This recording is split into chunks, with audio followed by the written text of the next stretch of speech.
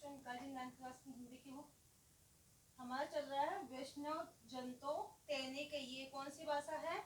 गुजराती भाषा बताई गई है। गुजराती भाषा में ये गीत लिखा हुआ है।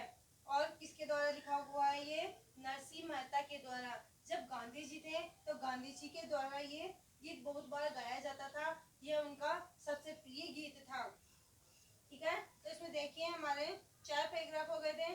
फर्स्ट वाले पैराग्राफ में क्या बताया गया था कि वैष्णव जन तो तेने कहिए, जो परयों की पीड़ा हरता है, परयों की पीड़ा को समझता है, दुख को देकर उनके ऊपर उपकार करता है, कभी मन में अभिमान नहीं करता है, घमंड नहीं करता है, सबको समान रूप से देखता है, किसी की निंदा नहीं करता है, वचन कर्म और मन को निश्चल रखता है, सबको समान दृष्टि से देखता है और सांसारिक तृष्णा से मुक्त रहता है, पराई स्त्री को माता के रूप में देखता है, कभी असत्य नहीं बोलता है और पराये के धन को कभी हाथ नहीं लगाता है। मोह माया व्यापे नहीं जेने, जो मोह माया से दूर होता है और हमेशा श्री राम का नाम लेता रहता है, उसके अंदर तीर्थ रूप में राम नाम, मतलब जो राम का नाम लेता रहता है, उसके मन में, उसके हृदय में, उसी के अंदर सारे तीर्थ बसे हुए बताए गए हैं। इस प्रकार से इस गीत के अंदर बताया गया है कि वैष्णवजन किसे बताया गया है, वैष्णवजन कौन होता है, किस प्रकार से कार्य करने से वह वैष्णवजन माना जाता है, किस प्रकार के कार्य करने से उनकी माता या धरती माता धन्य होती है, किस प्रकार के कार्य करने से मन में तीर्थ रहते हैं, हृदय में तीर्थ होते हैं। तो ये लास्ट वाला पैराग्राफ देखिए।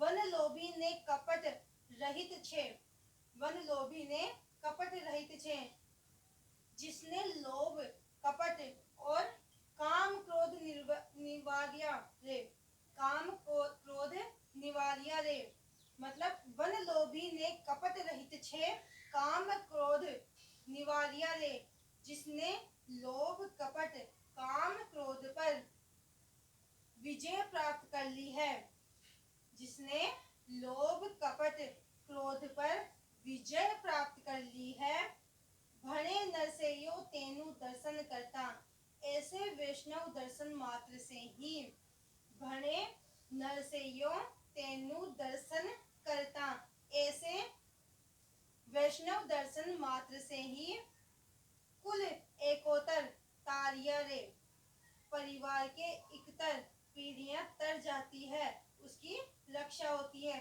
ये जो इस प्रकार से दिया हुआ है ना, इस प्रकार से दिया हुआ है, ये लय रूप में आता है, इसको लय होता है ये, ठीक है, ध्यान रखना, इसको हम कुल बोलते हैं, ठीक है। तो ये गुजराती भाषा है, थोड़ा समझने में इसको टाइम लगेगा।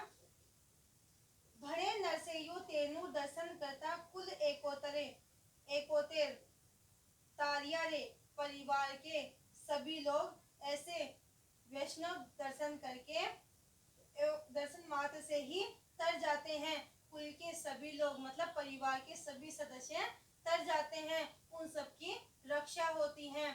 जो ऐसे व्यक्ति से मिलते हैं जो केवल भगवान का नाम ले रखा होता है, जिसके हृदय में, जिसके मन में, जिसके अंदर पूरे तीर्थ बसे हुए रहते हैं, जो परायों को, परी स्त्री को माता के रूप में देखता है, जो परायों पर दया करता है, उनके ऊपर उपकार करता है, पीड़ाओं को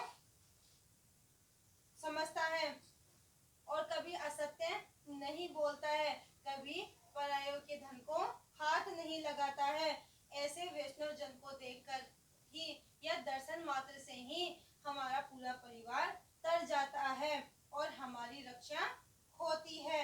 इस प्रकार से इसके अंदर ये बताया गया है।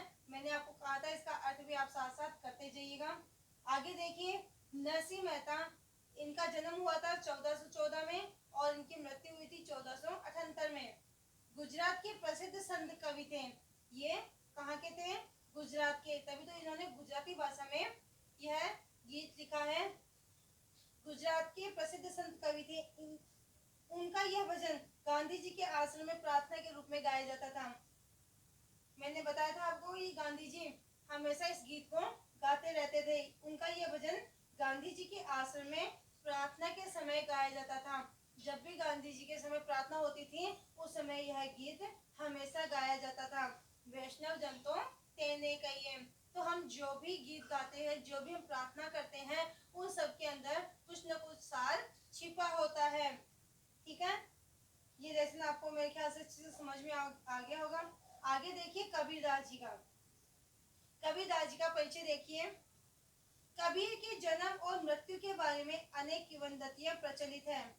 कहा जाता है कि सन 1398 में काशी में उनका जन्म हुआ था। किनका? कबीरदास जी का। कब हुआ था? 1398 में। कहाँ हुआ था? काशी में।